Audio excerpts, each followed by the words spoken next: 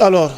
beneen fait d'actualité bi ñu dab ci bésu tey ji mi ngi concerner l'ex-président de la République du Sénégal Macky Sall mi fi yoroon réew mi diggante 2012 ba 2024 mu nekkoon tête de liste ak wàllu ci élection législative 17 novembre 2024 gi nu génn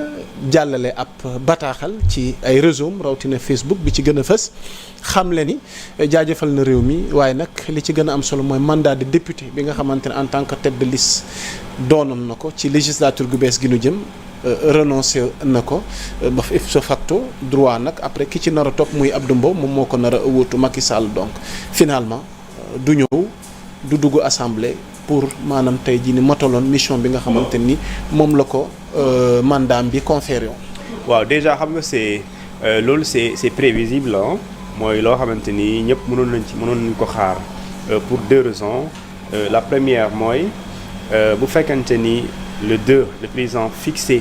lu ñu tuddee député pour ñu installer la 15e législature Macky Sall est obligé d'être là maanaam tous les députés les 165 députés sont obligés ñu présent ci le jour du 2 pour que ñu installer leen parce que suñu ñëwul présenté wu bu fekkente ni dañoo constater seeni absence day am carence et cette carence là d'office dañuy jàpp ne ki fi nekkul moom bokkatul dañu ut koo xam ne dañ koy remplacer donc balaa ñuy yegg ci loolu nous sommes le 29 il reste justement 3 jours donc li ngay def mooy pour mu am plus de cohérence politique d'ailleurs mais pour nga gën a confondre ci li nga xamante ni bu jotee loolu mooy am te xam nga ne jamono ji comme mu ngi ko waxee retour de Macky Sall au Sénégal c'est pas à l'ordre du jour donc xam nga ne donc s'il est élu député il ne peut pas venir siéger à l'Assemblée nationale mais vu également son statut d'ancien président de la République donc mën nga séntu ne justement dafay démissionner pour céder la place à ki nga xamante ni moom mooy ki ko war a wuutu di Abdou Mbow donc de manière très simple pour une lecture politique très simple boo xamante ne solul sa nga sori mooy tey Macky Sall lu mu def ñu ngi ko doon séntu ne balaa le 2 en tout cas mu daal di céder place am ki ko war a wuutu di Abdou Mbow mu daal di ko remplacer moo tax justement man bu ma gisee information bi bettu ma parce que tamit booy xool fi nga xamante ni Macky Sall ci la nekk mooy da ngay comprendre ne moom à la kulli àll yéeneem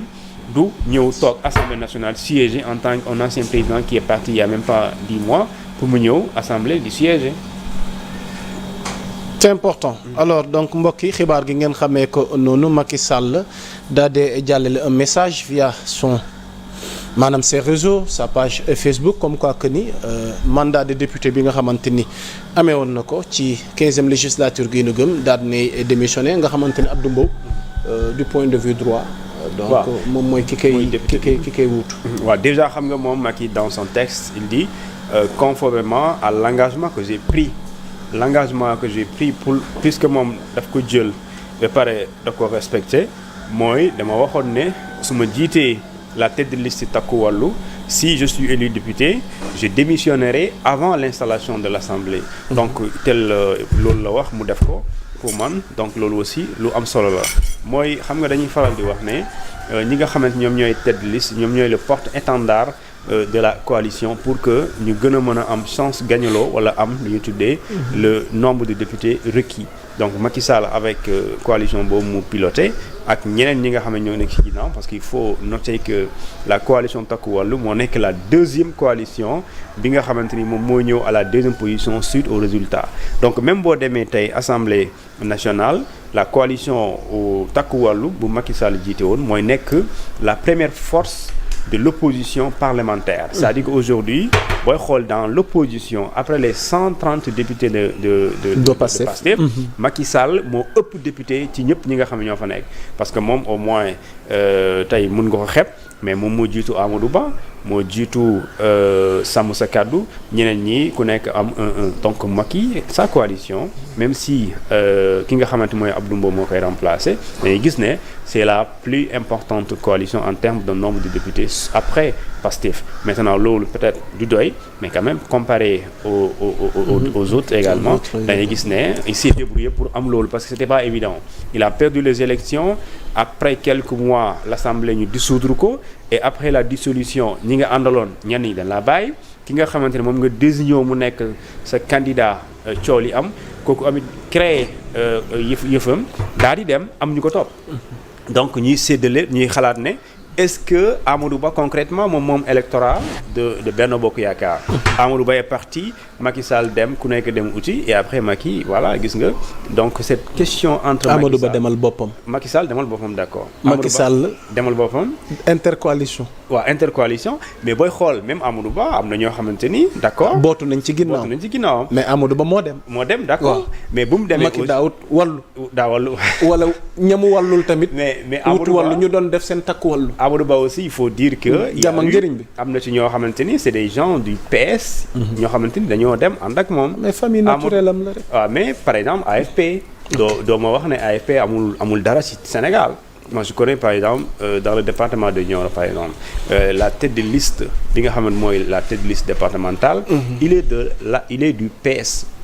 Il est du PS et les deux ñi ñu tànnoon ils sont du PS et ce PS là parce que dafa nekk en coalition avec la nouvelle responsabilité de Amadou Ba. Et après ñu dem je pense que maintenant loolu dafay doon jouer parce qu'il s'agissait entre Macky Sall et Amadou Ba ñun ñaar kan moo ci yore la plus importante part de ce qu'on appelle du résultat qu'on a eu suite à la présidentielle de 2024 et Macky Sall gis nga Amadou Ba donc cette question est réglée kon Macky ak Amadou ku ne xam na ne d'accord man su ma la gënul pare ci politique ëpp la doole yow ëpp la mu doole te Macky Sall aujourd'hui mooy prouver que ne ce nombre qu'il a à l'Assemblée nationale même si c'est moins de 10 députés.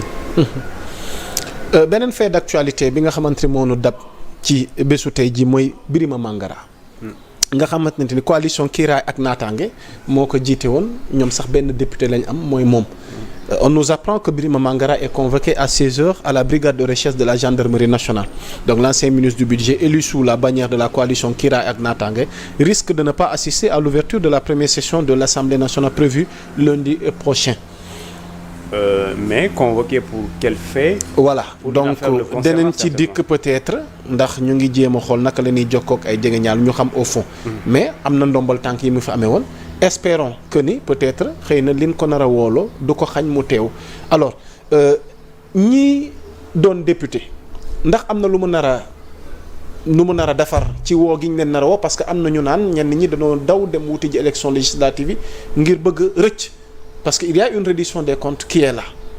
est-ce que reddition des comptes bi mën na am lu mu gàllankoor ci seen mandat de député ndax seen immunité parlementaire bi mën na leen ci muccal. Donc parce que xëy na moo tax sax ma gën a introduire cas Birima Mangara bi parce que si on nous dit qu'il peut ne pas assister alors fait yi xëy na dinañ ci dikk ñu gën cee xam liñ ko wooloo lan la mais ku wax Birima Mangara xam ne amoon na ay ndombal tànk ci régime yi ñu génn alors qu'il y a une reddition des comptes qui est là et que am na ñoo xam ne sax doon nañ député mais am na dossier yi nga xamante ni incriminé na leen ci donc débat boobu noonu nag xëy na moom moo nar a posé wu ci genre situation yi tey nag ban jàngat lañ ci mën a indi. waaw pour deux faits xam nga da nga tudd immunité parlementaire tudd ndax bu ñu leen toppee boo amee poursuite judiciaire ndax mën na leen yàqal ci seen lu ñu war a siéger à l'Assemblée bu njëkk bi mooy immunité parlementaire bi il faut ñu xam une immunité parlementaire saa su nekk mën nañ ko dindi ñu dindi ko mu ngi dépendre ci ñi ànd ak loolu ci Assemblée. Aujourd'hui